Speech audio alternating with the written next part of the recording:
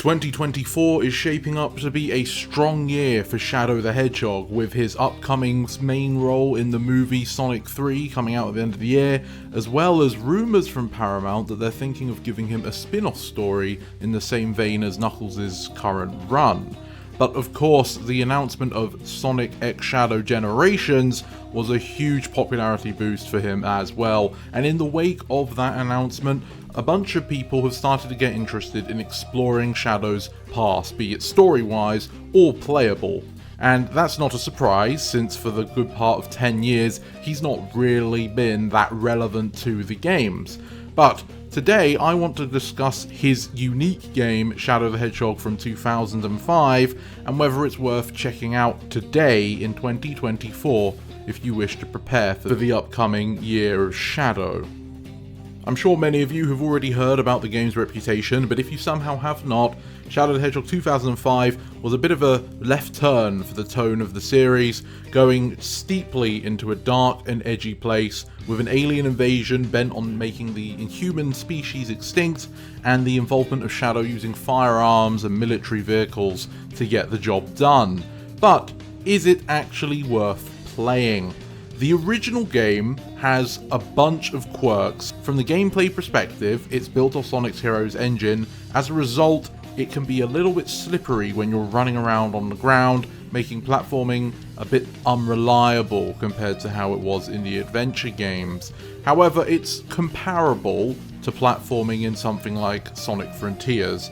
Just trade the stiffness of your movement to slipperiness. The gunplay, for the most part, is excellent though, despite the other problems. It will lock on to enemies within a generous range from Shadow and quickly dispatch them. Health bars are included to make it more worthwhile, but with Frontiers being as popular as it is, I think the Sonic fanbase has finally gotten over their fear of enemies having health bars, so this shouldn't be a problem for you.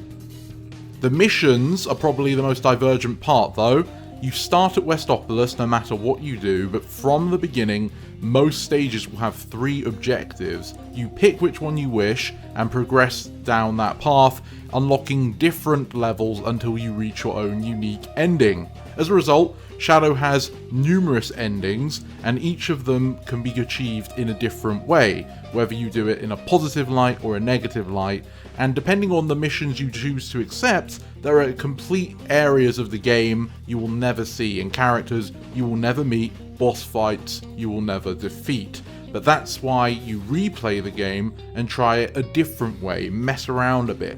In the past, everyone would just say, play the default objective of get to the goal ring, which means your playthrough will be a linear line from left to right on the mission board. That's a really boring way. Personally, I recommend to actually listen to what your 3 options are and decide how you want Shadow to turn out, or what you think he would do in the moment, and write your own story through the game. If there is a mission objective that's just frustrating for you to complete, then yeah, don't do it. But outside of that, feel free to write your own story, because that's what they wanted you to do with this game.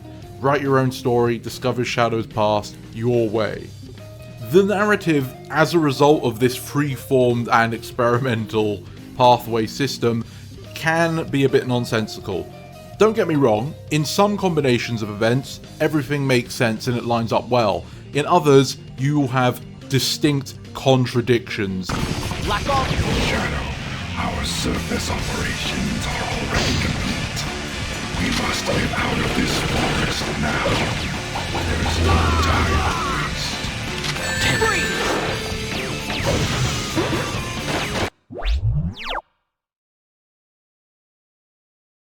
The humans suffer. The entrance is over there. Hurry. They're my only clue to finding out the truth, and I won't let these humans get in my way.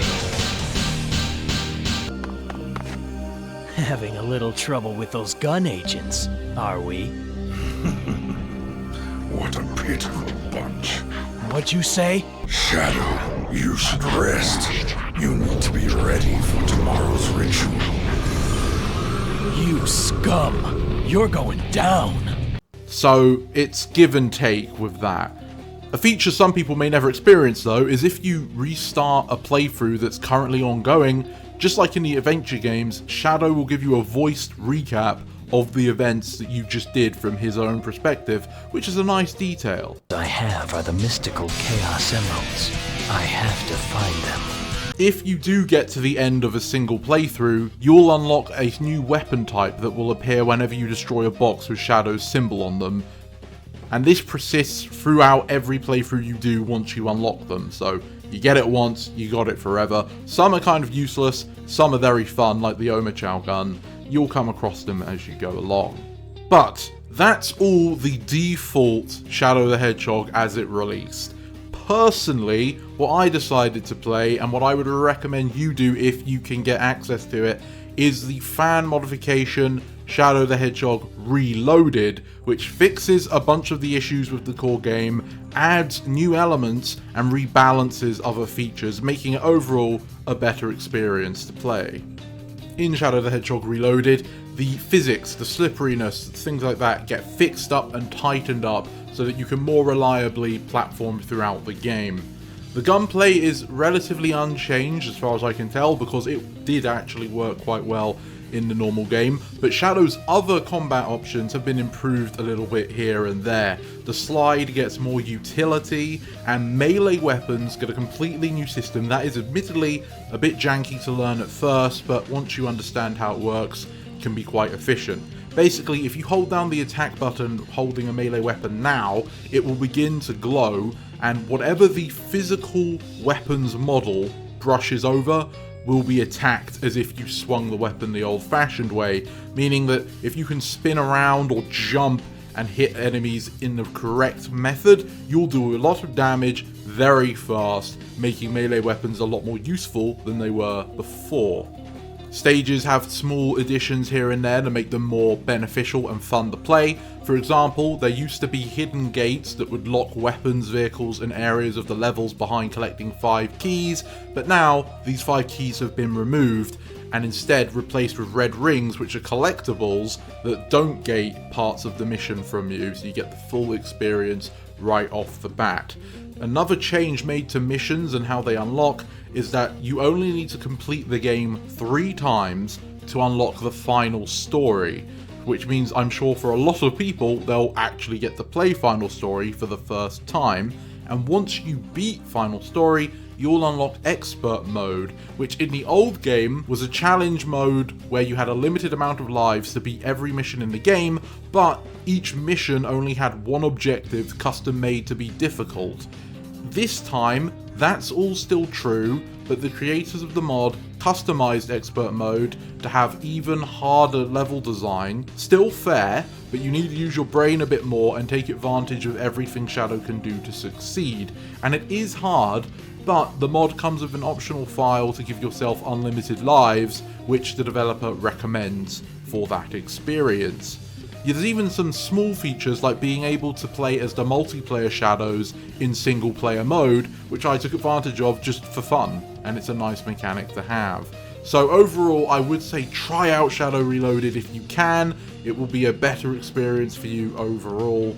But if you are really interested and you don't mind a little bit of janky gameplay, go ahead and play the original release. If you do take the modding route though, there is an additional element you can add in, which is playable 2-player for the main story mode.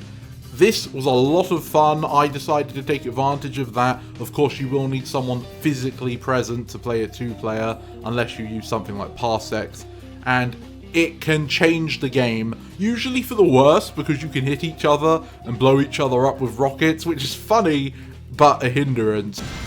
Okay. Here we go. So as you can see, yeah, that's the problem. Oh. You call it a problem, I call it based. I'm coming up behind you and all I see are dead people. Look, they were dead when I got here. Oh yeah. Oh no, you escaped. Come here, I wanna say hi. Yeah, sure. What are you doing? I'm cleaning the parasites. Shut up, Sonic. Didn't you hear Black Doom? It's Digiworld. Oh, it's all It's digital. Pokemon. It's the metaverse. Yeah, oh great. vibrant for me now. Oh. Hey, that's what you get for insulting it. Oh, wow. There you go. Just thought about who you're messing with. Are you sure you still want these Rocket Man? Yes. You don't get to use all the other guns. I don't need any guns. Oh, okay. I have rockets. Watch out. Platforming segment. Oh, oh you did it. Ease. Whoa. Same cannot be said for me. I have guns for you here. I think they're just pistols. I've got the MP5. That's all I need. Bro, Yeah, that wasn't me. Stop. That was the Lightspeed dash. Now come here. Ah! Why are they making a weird noise? Because it's the internet. I'm pretty sure my PC does not make. Have you checked on it recently? Yes.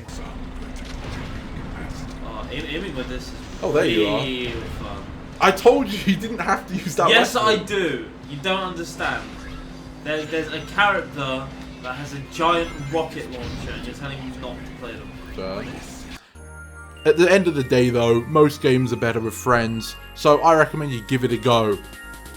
Ultimately, the choice is yours. There are all sorts of other games you can try for Shadow, namely Project 06 or Sonic Adventure 2, but if you want to try out the one with the guns, I would say go for Shadow the Hedgehog Reloaded. I hope you enjoyed this video and found what I had to say informative. If you do want to see more videos of this style, please let me know in the comments down below. But with all that said and done, I hope you have a great day and to see you next time. This is the Mighty Emperor, signing off.